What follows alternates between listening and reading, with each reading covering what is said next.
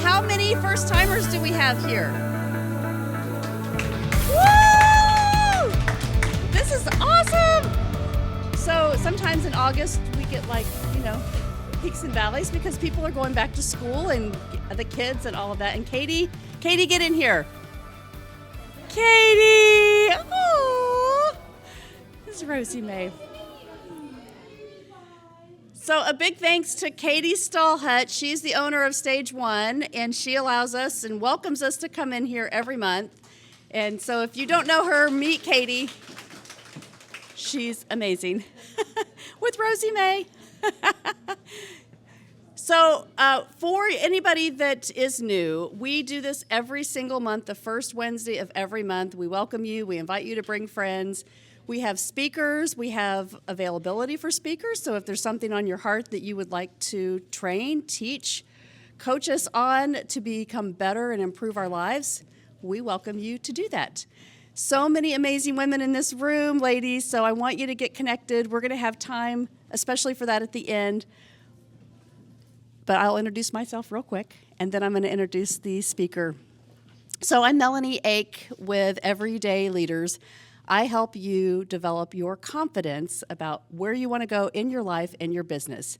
I do that through assessments, culture training, personal workshops, and a big signature event called Live to Lead, which is a John Maxwell event coming very soon, October through February. So talk to me about that later. I'll send you information on it.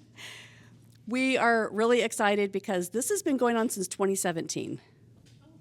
This event, first Wednesday every month, started in Franklin, has moved everywhere. We've been here for 3 years. So the most consistency that we've had, and we continue to just grow. There's never a charge. You can register or not, show up. We want you to grow and learn and connect in the community. So part of that is getting to know what you do and supporting you and supporting some of our nonprofits that are also in the room. So before we go any further, I'm going to introduce you to our speaker today, Rose Myers, who's amazing, a 6th degree black belt. She's been going through the process for her 7th degree black belt. So her company is Pilsung ATA, training people about confidence in martial arts in a form that really gives them the power to say, I don't want to do that, but I have confidence doing what I want. So Rose, take it away, my friend. Good morning, ladies. A bunch of you have seen me and you've heard the elevator pitch, so I'm not going to give that to you this morning. Instead, I'm going to get a little naked. Because the true value in martial arts isn't the punching and the kicking and all the moves and all the things. That's not really where the value is. So in my previous life, I actually worked for the Indiana version of the EPA, the Indiana Department of Environmental Management. And I received my Bachelor's of Science in Environmental Engineering from the University of Dayton. And how did I go from engineering to this? That seems like a really big leap. Well, my senior year of college, I was living in a house that was on campus. And one morning, campus security came knocking at our door because another female on campus was nearly raped outside of our house. And that was a huge wake-up call. And I didn't want anybody touching me. So I went to where I was working at Wright-Patterson Air Force Base. And one of my coworkers was a certified Taekwondo instructor. And I said, this just happened. It's not happening to me. Teach me how to break people if they touch me. I'm not jumping. I'm not making stupid noises. I just need to know what to do if somebody touches me like that. And he said, okay. So we started working into martial arts. And things grew and progressed. I enjoyed the art. It was just a hobby until I was told that I could not have children. And so being an environmental engineer, my background is in chemistry, and I'm the kind of girl who says, that's what you think. I'm going to prove you wrong. So I got all the medical books and I studied all the chemistry, and what I didn't understand, I went across the hallway to the chemistry department, which is where all the pre-med people were. And I learned about my disease and fashioned my own health and was able to get pregnant once. She just turned 23 last week. And because I had one chance that God gave me, I chose not to go back to work. So I quit my engineering job, and I was already a certified Taekwondo instructor, and I was like, you know what, it's perfect. I can play pass the baby with my husband, so I got to stay home with her during the day. He came home from work during his day job. I handed her off. She got dad time, which not a whole lot of kids get, and I went to work at night. And that is how I bridge the gap between engineering and martial arts and why I do what I do. That's for me personally. And I'll tell you, I didn't start martial arts until I was an adult, and I had no idea what kind of effect it would have on me. In my engineering job, I was called sweetheart a lot by the men. Until I got my black belt. It's amazing how that just squashed all of that, and suddenly I had the respect of the men, and not any of them dared to call me sweetheart after that. And I watched the power that had, and I watched the confidence that I had grow because I knew what I knew what I could do, and I wasn't really as concerned. And so, a lot of people want to push martial arts off onto the kids. And yeah, that has a place. I'll give you a couple stories on those too. But as an adult, I experienced more fullness and abundance from this martial arts program than I have from anything else. So don't think that martial arts is not for adults. It absolutely is. It's also for my child with autism, not my personal child, but I was given a child who he wouldn't make eye contact, he wasn't very verbal, very uncoordinated, and his mom's like, he needs help. And within a few years, I turned that child into one of my instructors. Out in front of everybody, teaching, full command of the classroom. A child who was being atrociously bullied because he had a speech impediment that he couldn't help. He quit school. His mom brought him to me because he was suicidal. And we rehabbed him to the point where he was able to go back to school with a presence that nobody could touch. Just this summer, I had a summer intern. This kid was in the alternative program in one of the high schools. If you're unfamiliar with that, those are the kids that would be considered the rejects, that he couldn't cope in the classroom, or the classroom couldn't cope with him. And he was not thriving in that atmosphere either, and his mom brought him to us a couple years ago, and he was in our program, and so we opened up a summer internship, and let's just say the interview left a lot to be desired. But those are the kids that I like to gamble on, so I did. That was 2 months ago, and anybody who's been at our studio has been able to watch this young man go from very closed off. Again, he doesn't have autism, but he has a lot of the similar traits. He didn't like making contact with people. He very rarely spoke. He kind of stayed to himself. And now he's boisterous, and he takes command of my classroom, and everybody knows him. Everybody's been able to watch him blossom and open up. He's become self-driven. He's excited to go back to school. His own mother is like, I don't even know who this kid is anymore. That is the power of martial arts. That is the purpose and the passion. The kicking and the punching is just a vehicle that allows me to drive what is more important. We have a lot of mental health that we get across. We have a lot of life skills that we get across.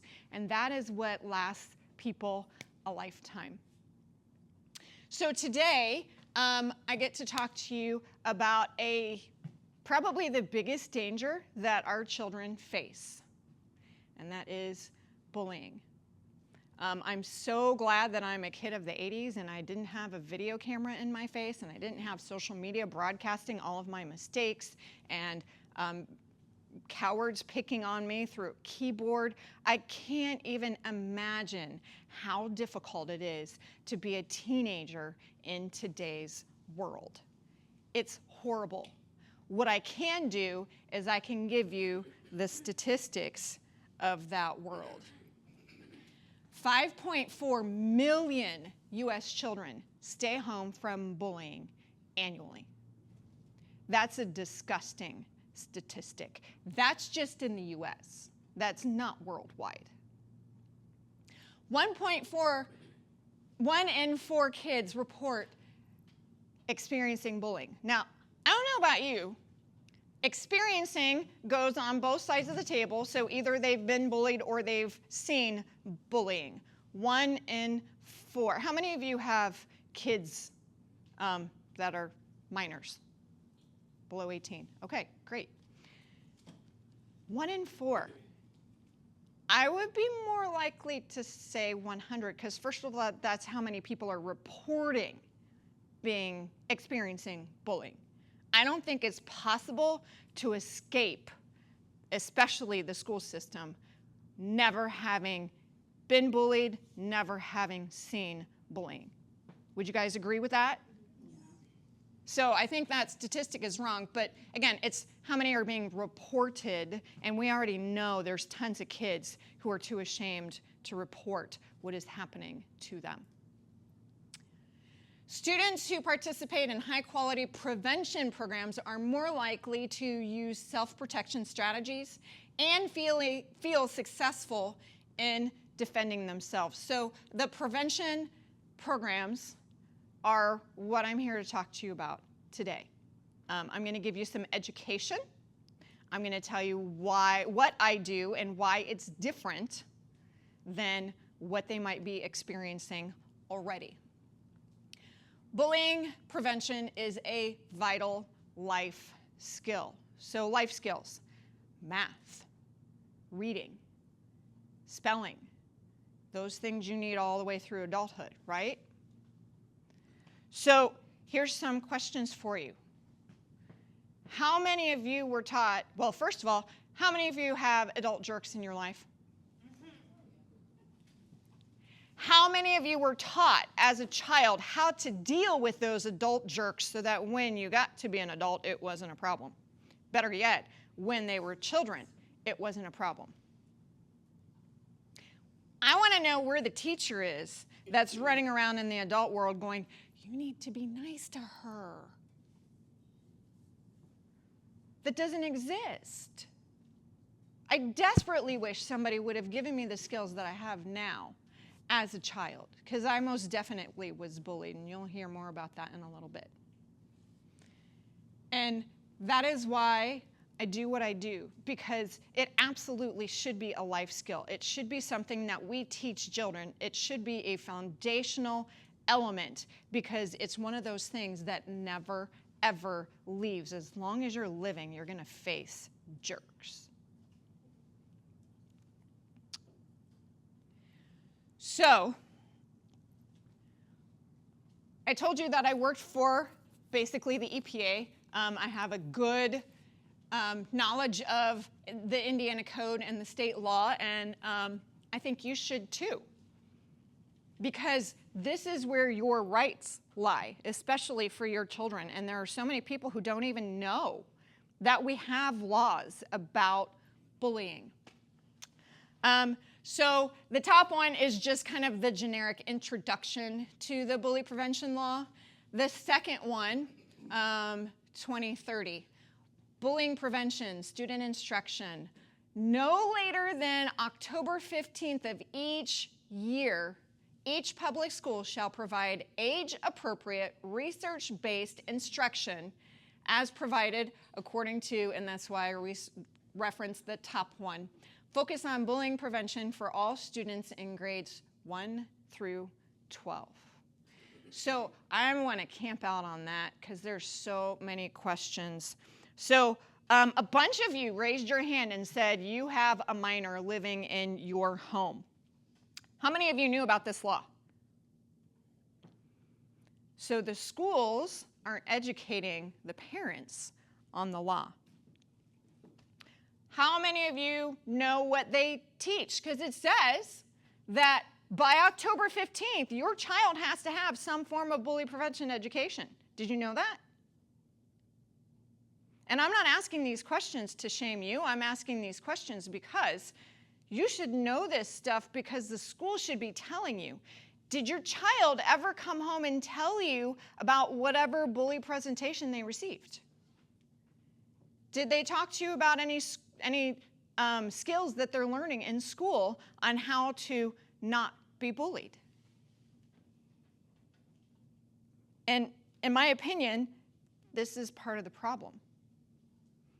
My next question is, do you know if it's research and evidence-based? But if you didn't know that your child was getting this information, then you probably wouldn't have a clue if it's research and evidence-based, if it's given by the guidance counselor, if it's given by somebody who actually knows something about bullying, or if it's just tasked to somebody, hey, we have to follow this law. Or is it even getting done? Because you know what this law is missing? Do you see anything about consequences for not following the law? That's because there aren't any.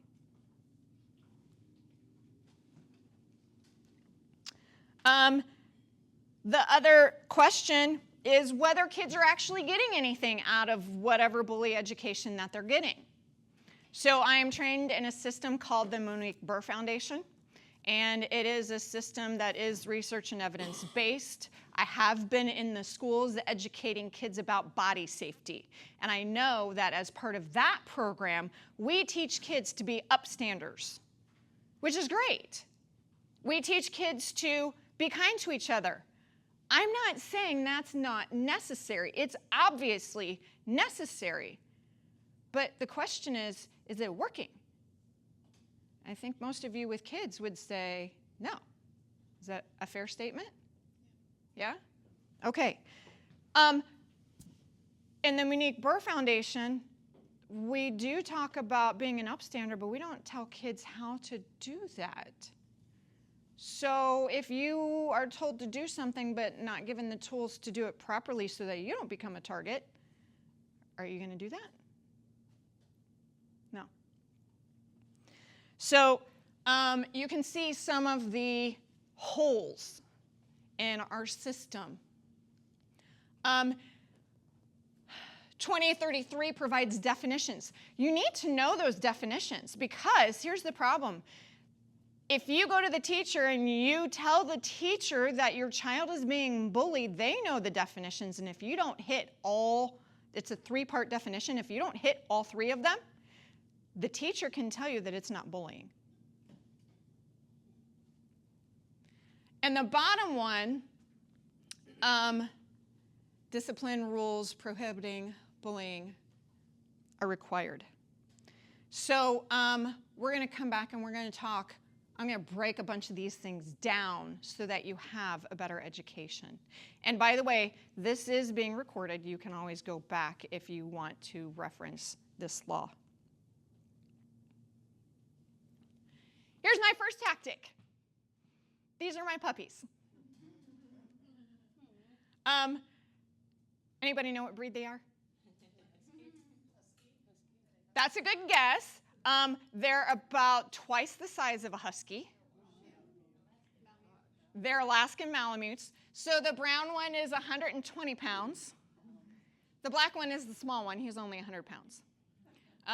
Cooper's in the black one, and because I'm a good 80s kid, the brown one is Fizzgig. Anybody know that reference? No? Any Jim Henson fans? Yeah? The Dark Crystal. Her little round fluffy pet thing is called a Fizzgig, and I didn't realize until they did the prequel right before COVID that Fizzgig was not the name of the pet, it was the name of a breed. So it was like dog. Fizzgig is the same as dog. And the reason why I got that name is because they re-released the Dark Crystal. Thank you, God, that could not have been more on cue. when they released the Dark Crystal, he had just been born. He was just a few weeks old, and his little bark sounded just like the Fizzgig in the movie. And my daughter and I looked at each other and we're like, his name is Fizzgig. And that's how he got his name. So, my first tactic. You guys are adults. You're not even children. Are you entertained by my dogs? Mm-hmm. Do you want to know more about my dogs? Because you're going to learn more. Here's the thing. Alaskan Malamutes are one of the closest relatives to wolves. So I have a nature show in my backyard on a daily basis. Not always one that I enjoy. But as a very logical engineer, a studier of science, I get to see on a daily basis how predators work. And I hate to tell you this if you didn't know, but you're an animal too. And humans follow the same behaviors as these dogs, because a predator is a predator is a predator. And whether they're finding a target in my backyard, aka squirrel, whether they are an attacker trying to find someone to attack, or if it is a bully looking for a target to tease. It's all the same. They have similar behaviors. So this is one of my foundational tactics to make sure I keep kids engaged. Do you think it would be effective? Okay. So let's talk about that law. The definition is a 3-part definition, and we use the abbreviation PIC. First one, power imbalance. That can be any number of things. It can be physical size and strength. It can be emotional, embarrassing information. It can be social, the popularity contest. It can be economic or financial. I'll give you 2 cases personally of bullying. When I was 9, 10, and 11, my grandmother, then grandfather, then father, all 3 died of cancer. And I'm sure you can imagine what that does to a 9, 10, and 11-year-old child. And it made me a bully target. I was bullied because of it. My own child didn't fit in the typical education system. So we took her from the public school and we put her in a private school because their education system actually fit her very well. The problem being, we were no longer Catholic, so my husband and I were cradle Catholics, but we weren't anymore. And so she was one of like 2 kids in her class that weren't Catholic, and she was bullied because of that, horrifically. That's why we left that school. So that's just a little sample of a power imbalance. The next one, I, is intentional.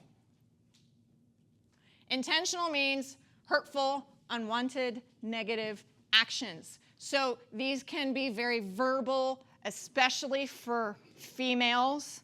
They tend to hit the more verbal, teasing, name-calling, threats. Physical, those are definitely the boys. They want to slug it out. Hitting, kicking, spitting, tripping, pushing. Destruction of property. When I was young, somebody, a boy, grabbed my Barbie doll during aftercare and basically disassembled it, pulled her head off, pulled her arms off, pulled her legs off. I had a stump and parts. They didn't call it bullying back then. Social exclusion, rumors, embarrassment. That's a huge female tactic. That is what happened to my child. They busted a giant bully ring during lunch. One of the teachers happened to wander into the bathroom that was off the cafeteria, which was not being watched by teachers, and they found basically a ring of girls surrounding my child, bullying her. They didn't let her play with them. They excluded her from things.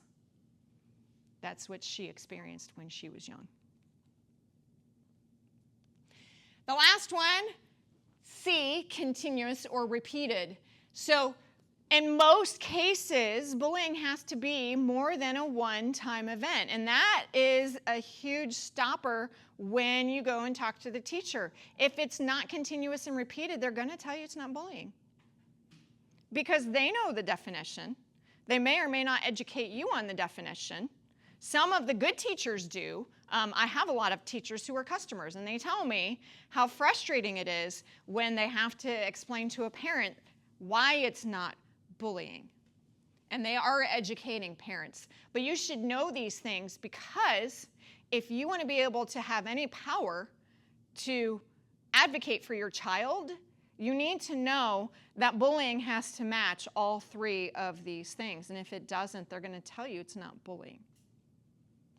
Is that important information for you? Yeah? Good. Okay? So, why is my program different? I'm not saying the schools are doing it wrong. I'm not saying that we shouldn't teach our kids to be kind to each other. That absolutely is necessary. Adults need to be taught to be kind to each other. That, unfortunately, will never, ever go away. So, yes, there's a time and a place for that. But there needs to be more. We're missing the boat, obviously, because bullying is not decreasing. Can we all agree with that? It's just getting worse. Kids are getting suicidal or worse. And that is a statistic that just shouldn't be. So, my second tactic was education. The third tactic is, any Wheel of Fortune fans? So no, it doesn't engage the younger kids because they don't have the ability to spell yet. But it does engage the older kids, and it engages the parents because I don't just like to talk to the kids. I want to educate the parents because you guys need to know things like the 3-part rule. Yes? Yeah, okay? So, Wheel of Fortune, let me tell you a little bit about my dogs. Malamutes are not like Huskies. Huskies are very hyper. They get destructive when they're bored. The dog head through the couch thing, that's a Husky. That's not a Malamute. My boys sleep all day. Now, like Huskies, they do like to run, but they're very mellow. They're the slow and steady beef that they hook up to the sleds, used to. In Alaska, they don't anymore. They breed run dogs to run now because they run faster. But Malamutes were designed to pull heavy sleds. And they sleep a lot. But even in their sleeping, sometimes snoring, those radar ears hear everything, and they will be from sound asleep to jumping up and looking out my backyard, looking for some form of target. I have no idea what they hear. Most of the time, I don't hear it. But they're glaring, they're bell trained, so then they run to the back door and they want out. Now, I mentioned earlier that they're like wolves. So do you think that they're just going to run out into my backyard and go chase after something? Whatever target they've decided they want to go after? That's not what they do. They're very cunning, and they stalk. It actually reminds me kind of a cat, only a 120-pound cat. It's kind of entertaining. So I'm looking for a T word. I told you that dogs, humans, we all follow the same patterns of predation. So I'm looking for a T word. I've actually said it multiple times. What is the dog looking for in the backyard? What is the bully looking for to bully? A target! Congratulations! And now you can see another tactic, because who doesn't like being celebrated for getting the answer right? We want to engage the kids. We want them to know that bullying is not okay, and we can have some fun working on it. So As I said before, traditional bully prevention is based on other people, right? Who do we have control over? Do we get control over other people? So while it's necessary, and I don't disagree with that, why are we not focusing on the one human that we do have control over? And that's where I think we're missing the boat. Again, teaching kindness isn't wrong. But what if kids were immune to bullying? What if we could teach them how to accomplish that? It has to start with inside, not outside. So I'm not giving you my whole presentation today. I'm telling you about it. But when I talk about identity, because that is what is being attacked when children get bullied, this is a video that I will play for you today. This is a dollar bill. Now, if I go to the store and there's something for 90 cents, can I buy it with this dollar bill? Okay, all right. So if I go to the store and there's something for 85 cents and after tax, it ends up being 96 cents, can I buy it with this dollar bill? Okay, all right. So what if I ball the dollar bill up? Think about it now. Like, I just balled the dollar bill up. Like, so it can't be worth $1 now. It's probably worth like 95 cents, right? How much do you think it's worth? $1. Listen, y'all gotta pay attention. I just balled it up. So clearly it's not worth $1 anymore. All right, so maybe, what if I step on it? What if I stomp it? I just stomped it. How much is it worth now? Maybe 65 cents, 68 cents? It's still worth $1? Okay, all right, so what if I ball it up? What if I step on it? What if I put it in trash? And then, watch this, I tear it in half. How much is it worth now? $1? I could take it? Then why, if this dollar doesn't lose its worth or its value, then why do you feel like you've lost your worth and value? Because many of you feel like you've been stepped on, you feel like you've been pushed aside, you feel like you've been abandoned, you feel like you've been talked about, you feel like you've been abused, like someone took from you, someone hurt you, somebody took advantage of you, and deep down inside your core, you feel like you've lost some of your value. And I am here to tell you today that this dollar still has worth and value, because there were some men years ago who put value over this life and said no matter what happens to it, it can still be taped back together. It can still be wiped off. And I am here to tell you that you were created and you're born and you're here and you have life and you have purpose and you have value. And though you've gone through some hard times and though you've experienced some depression and you might be wanting to hurt yourself and you might want to give up, you got to now tell yourself, but that will not define me. This is my condition, but it will not be my conclusion. I am here to tell you you still got worth and value. And there is nothing that can happen that can take your worth and your value away. So what you got to do now, you got to pick yourself up. You got to dust yourself off and you got to keep moving.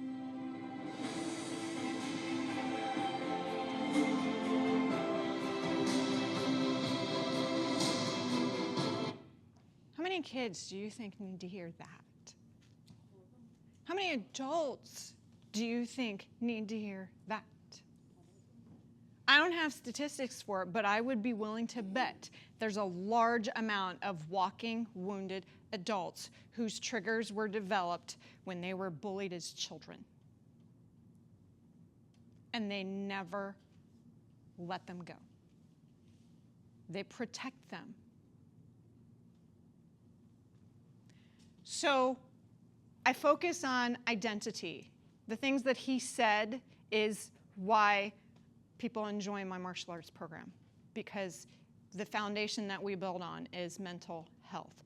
We talk about the not good enoughs. We talk about this is hard, I can't do it. We talk about all those things because they shouldn't be hidden. They should be raised up. They should be taught how to overcome them. They should be taught that they exist and how to work with those kinds of issues. So that's one of the foundational things that makes my program different. Okay, second chance, Wheel of Fortune. The dog is like a wolf. When he goes out into the backyard, He needs to discover some information. It's kind of like taking a test to figure out what you know. He's testing the squirrel. He wants to know, does the squirrel even see me? Watching a 120-pound dog stalking a squirrel like a cat is absolutely hilarious. He wants to know, if the squirrel does see me, what is the squirrel going to do? Is it going to run across the yard? Is it going to run around the tree? Is it going to run up the tree? He wants to know because he's strategizing what he's going to do with that behavior so that he can best catch that squirrel, unfortunately for me. Okay, so I need a 4-letter word. What is the dog doing? He's testing. Okay, so the 5th tactic. If you think all the way back to the beginning of the presentation, I told you the law, state law, requires research and evidence-based information to be provided to your children by the school. My organization is the largest martial arts organization in the world, and the benefit of that is they get to bring in other really large organizations to give us some incredible training. And they did that a dozen years ago or so with a program called the Alveus Bully Prevention Program. He is world-renowned for his bully prevention. It's effective in the countries that use it, U.S. not being one of them. Not primarily. I have learned that there is at least one school district here locally that does use it. Now, I have a meeting with them in a month to find out what exactly they use out of it. But I thought that you would prefer to experience a little bit of this, and I chose this tactic because it's something that I'm sure most of you can identify with, especially with how many minors are in the room. So, like a squirrel cannot protect itself if it doesn't even know the dog is there, which is usually how he catches them, because they're faster than him. So we need to make sure the kids know that the bully is there, and we need to give them an effective way to stand down that bully. You already have that. The kids already have that. We're just going to take something that they already know, sometimes annoying behaviors that they already do that are undesirable, and we're going to redirect it to make it more effective. So, question for you. When you were a child, who taught you that the mom stare was a thing? The mom. You kind of learned that by default, didn't you? And once you learned it, you didn't even have to see her. You could feel that thing through the back of your head, right? Is it effective? Yeah. Okay, so we don't have to teach that behavior. It's just part of animal instinct. What are you told never to do to a stray dog? Never stare it down, because it finds that confrontational and it will attack you. So why don't we just use what is naturally built into us by nature as an effective tool? So if kids were taught to be observant and aware of their surroundings, and when I see that bully, I give the bully stare, aka the mom stare, do you think that bully would be like, I don't want to talk to that person, that makes me feel uncomfortable, because they get it from their mom? Do you think that's an effective tool? It's nonverbal. It's not like it's obvious what they're doing. Only one person knows, and that is that person who's getting the bully stare. Okay? Some of you, this will be a piece of cake, because maybe you do this on a daily basis in your house. Mine is 23, and she still gets the mom stare. So you're going to look at your neighbor or the person across from you. If you have a trio, maybe find somebody at a different table. And we're going to have a little staring contest. Welcome back to middle school. You're going to whip out your best mom stare. You can cross your arms. You can put on your business face. I don't care. But, by the way, ladies, there's no giggling and bullying. Okay, are you ready? So find your target. You don't want to stare me down. You'll lose, I promise. Okay, you ready? On the count of 3, it should be really quiet in here. Ready? 3, 2, 1, bully stare. Ooh, there's no giggling and bullying. Take a deep breath. Try again. I feel like this is embarrassing. I'm scared. I'm actually scared. This is why my kids don't take me seriously. Some of you, I can tell you're doing this on a daily basis in your house. I'm sorry. You really need to come to my program because you get to beat on things on a daily basis, and it's helpful for that release. Okay, I'm going to give you one more chance because some of you couldn't keep a straight face if your life depended on it. Take a deep breath. And ready? Bully stare. Come on, give it to him. I need someone to be getting bullied, and I'm really burnt out. You're smiling. It's so bad. Okay, so why are we giggling? Because we all have respect for each other. When we would look each other in the eye, we would giggle, but we learned to not look like that. So it's that anxious giggling, right? That I'm uncomfortable, right? So if it's effective for adults and you don't want to look somebody who's giving you the bully stare, how effective is it going to be for kids? You already know that because you're probably doing it to the child in your house or children in your house. And they see that and they're like, ooh, okay. Right? That's just one of the effective tools that we teach them. Isn't that more fun than telling people to be kind to each other? Do I use that on other adults? It also gets used in my classroom. There are plenty of times where I don't have to say anything. I just need to make eye contact with that child, and they're like, it helps that they're afraid of me. But, okay.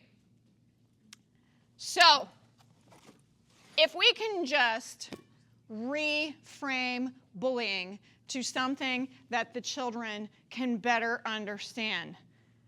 By the way, how many of you have a little bit of PTSD? You can smell this and you can hear that sound makes you want to cringe and block your face because it got hit way too many times in the 80s. I hear this is outlawed. Well, kickball isn't, but, you know, the horrid game that we were all tortured with as children was. I heard, because it's a huge source of bullying. Kids would come home with welts. Okay, I need a volunteer. I'm not going to hurt you, I promise. You get to throw this at me. Come on up.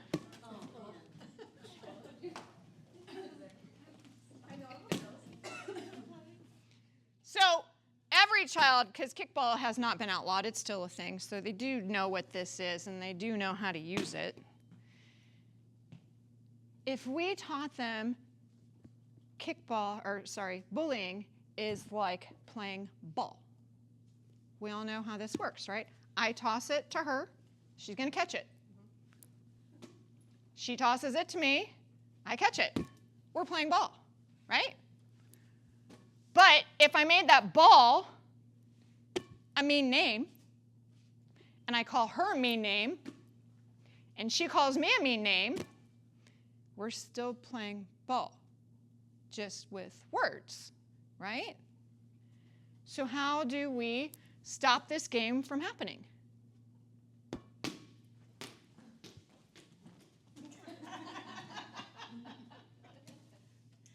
She's doing what every normal human does. I can't play ball. She just walked away. Is it the same as name calling? What's she going to do? Yell the name down the hallway? Teacher's definitely going to hear that, and then she's in trouble. Right? What if we just taught kids that the value that they have within themselves means I don't have to listen to you. You don't know what you're talking about anyway. Thank you for trusting me. You don't know what you're talking about anyway. I'm just going to walk away. I'm not going to fight back. There's no point in that because then I'm playing ball. I don't want to play ball with somebody who's going to be mean to me. I just want to walk away because I know my value and they're not worth it. Do you think kids would see bullying as something different that they can identify with? Maybe not have PTSD from?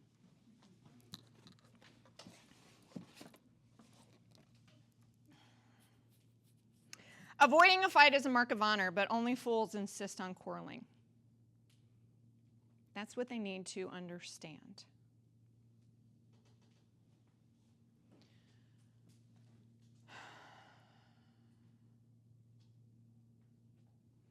I am a martial artist. I would be foolish to neglect physical bullying.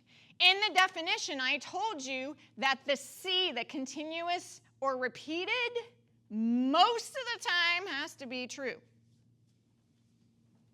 This breaks that rule. If a child is physically harmed badly enough, it should only happen once. That is where the law gets to be broken. So we do teach physical bully prevention in my school.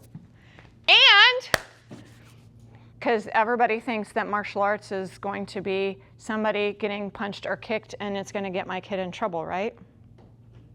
That's what I hear. I don't want my kid to turn into the bully. I don't want my kid getting expelled or suspended for defending themselves. Well, we're a little smarter than that. So we have 4 grabs that we focus on. I don't touch another human. They're touching me, grabbing me. I get free without touching anybody. And we teach them how to get the attention of the real person who needs to deal with the bullying, the teacher, not the child, without having to tell on anybody. Is that valuable to a child? Nobody wants to rat anybody out. That makes you worse. Bigger target, right? But what if I can not only stand up to my bully, but I can also get them in trouble to the point where they don't mess with me anymore because they don't want to get in trouble again and they know full well what I'm going to do. Is that an effective tool?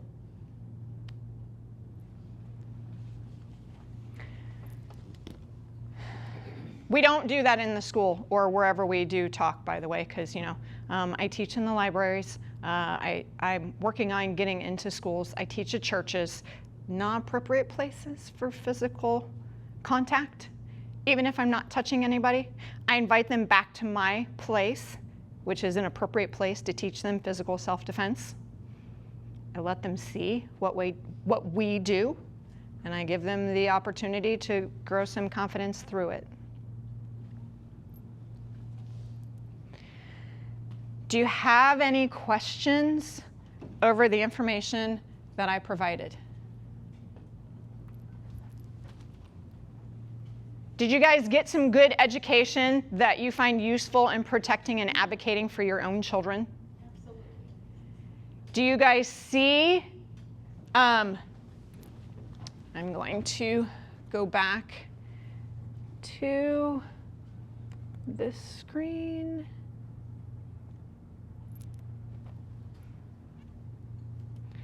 So on this screen, I asked a whole bunch of questions that I then proceeded to try and answer.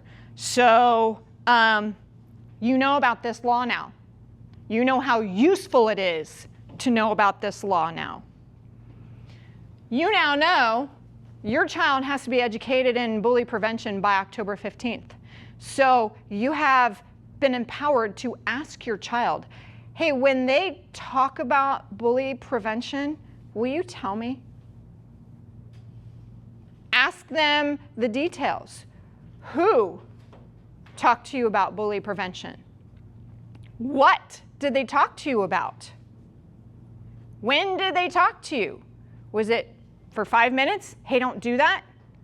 Right now I hear a lot of, hey, not everything is bullying, because yes, it's a buzzword. I get it. And also smacking kids down and telling them that not everything is bullying is not bully prevention. Is it research and evidence-based?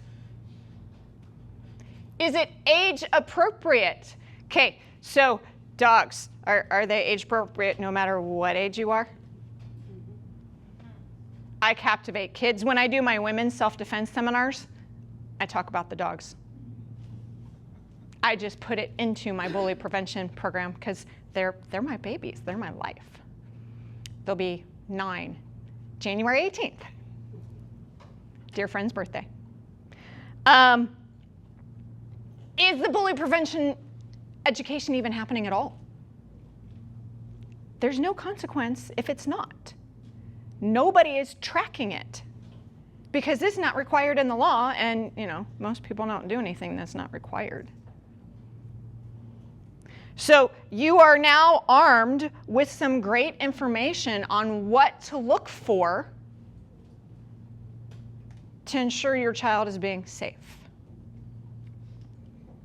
By the way, I mentioned the MBF program. How to be an upstander is really important. Not giving them the tools to be one without becoming a target themselves, also really important. We can't just be cheerleaders and say, yay, be an upstander, when the kids don't understand what that means and they're terrified because, well, if I step in front of it, then I just painted a big target on my chest. I don't want that. So I stand by and watch because I don't have the tools to step in and help. I'd rather create heroes who can. Yes, ma'am. Yeah, thank you for sharing. This was really informative. I'm curious, so when I was younger, I was bullied by multiple people, one being Sean Romano. I'll just say his name, y'all. I'm joking. I'll just throw him under the bus now that I'm an adult. But as a kid, I could not see, but as an adult, I understand that his parents were going through a horrific divorce, and he took that out on me because I was just there. And I came, I was poor, I didn't have, my clothes came from Dollar General, all that kind of stuff. So I was probably an easy target, like you say. Now as an adult, I can see that he was deeply hurting. Is there any talk about getting the bully help? Because I don't know, I feel like we might be putting a Band-Aid on, we might be doing half the battle instead of the whole battle. I completely agree with you. And actually, statistics sadly show that in some cases, that child who's being bullied will eventually hit their limit and flip and turn into the bully also, which is just a trauma response. Same as the trauma response you're talking about. Schools do have guidance counselors, or that's an old world term. They call them all different resource officers. They call them all different kinds of things now. That could potentially talk to kids. Mental health is overwhelmed right now with broken children. And not all adults are willing to get the kids the help that they need. And some of the bullies are being formed by the adults. I can't help. I can try to teach compassion for kids who are being bullied. That's a much harder thing to do, especially for somebody who's hurting. It's really hard for an adult to be compassionate to somebody who's hurting me. Can we agree? Yeah. Teaching a child to do that, I don't know if I have the skills. I'm an engineer. I'm not a therapist, though apparently that's what I should have got my degree in. But that's okay. I get to teach STEM in my classroom every single day, and I still get to be an engineer, and I love it. So what we do is non-harming.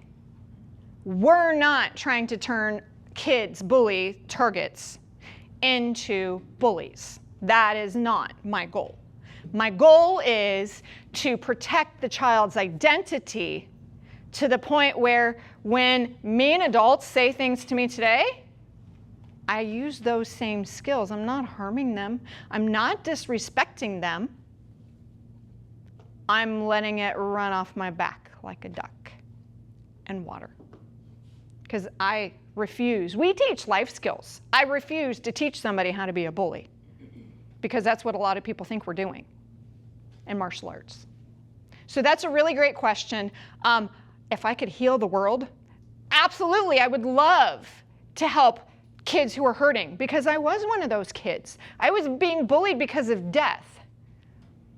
And yes, I was in therapy. No, it didn't help, because the therapist was not giving me these skills. The 80s didn't have child psychiatrists or psychologists, by the way. I had to go to an adult who had no idea what to do with me. So, I mean, at least there's that now. So. He ended up strung out on drugs. I mean, this kid did not have a good life. He bullied me, and I turned out okay because I got You had a good help. support system. Yeah, but I mean, his life, fast forward 30 years, it was a train wreck. He didn't get the help that he needed. He's still alive. But when I was a teacher in the classroom, I was very cognizant of that, because I knew, I could see, I had the insight to see what happens 30 years in the future when, victim and the perpetrator. Well, hurting people hurt people. Yes. And so, Like I said, there are tons of walking wounded people who have developed triggers from being bullied as a child. They don't know that they're there. They don't know that people keep pushing them, and they don't know how to get rid of them. I want to start at the root and keep kids from developing them, so that as they get older, they know how to deal with those hurting people. I'm not advocating them to be mean or rude. And as adults, if we want to be compassionate to people, when I know I have a hurting person in front of me, I do have compassion and I try to help them. Most of the time they don't want my help. Most of the time they don't understand why they're hurting. But as a Christian, I refuse to be mean and rude to another child of God, whether or not they're behaving like that. Great point. Anybody else have any other questions? As you, I think, can hear, this topic is near and dear to my heart. It has affected me personally, not only in my own life, in my child's life. She has had tons of counseling because I didn't have these tools when she was younger. I wish I had. But it's never too late to step in and say, something needs to be done. And my hope is the more that this gets out there, the more people will know that it's a 1-hour seminar.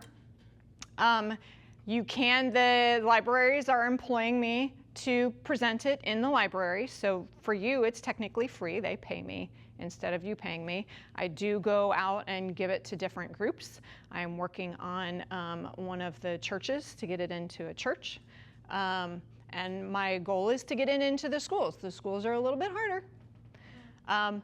But I was given permission by the mayor to use his name to tell the schools that, hey, you need to at least give me a shot to listen. And some of the schools did give me that shot, and some of them have welcomed me back to learn more. So thank you for being my guinea pigs, because that's what I mean. They don't need the education on the law. They already know the law is there. That will be more of a question and answer, trying to figure out what they're doing.